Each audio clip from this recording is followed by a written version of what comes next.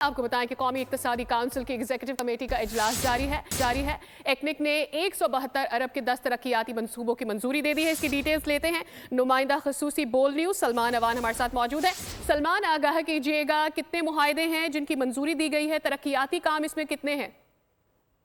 जी बिल्कुल, एक्निक की executive committee का इजलास नायब वज़ीर आज़म इसहाक डार की ज़ेर सदारत इस्लामाबाद में हुआ और इसमें मजमूई तौर पर 1 खरब 72 अरब के जो मंसूबे हैं, 172 अरब आप कह लें, इन मंसूबों की मंजूरी दी गई है। और इन मंसूबों के अंदर बुनियादी तौर पर इंफ्रास्ट्रक्चर के मंसूबे हैं जो कि वजारत नायब वज़ीर आज़म इसहाक डार की ज़ेर सदारत इजलास में मंजूरी दी गई है। मुख्तलिफ मंसूबों में से अगर हम बात करें, मजमूई तौर पर 10 मंसूबे हैं। 10 में से 6 मंसूबे जो है बलूचिस्तान में हैं जिनकी मंजूरी दी गई है। इसके अलावा कराची के लिए एक बहुत इंपॉर्टेंट मंसूबा है। बड़ी अच्छी खबर है कराची वालों के लिए कि 29.2 अरब रुपए की लागत से कराची में जो सॉलिड वेस्ट का मसला है उसको सुलझाने के लिए, उसको हल करने के लिए कराची में भी सॉलिड वेस्ट डिस्पोजल का एक मंसूबा जो है वो भी मुकम्मल किया गया है। इसके अलावा बुनियादी तौर पर खैबर पख्तूनख्वा, बलूचिस्तान और सिंध के दरमियान कनेक्टिविटी बढ़ाने के लिए मुख्तलिफ मंसूबों की, जो कि बुनियादी तौर पर इंफ्रास्ट्रक्चर डेवलपमेंट के मंसूबे हैं, उनकी मंजूरी दी गई है। जी बहुत शुक्रिया सलमान, इस पर आपने डिटेल्स हमारे साथ शेयर की।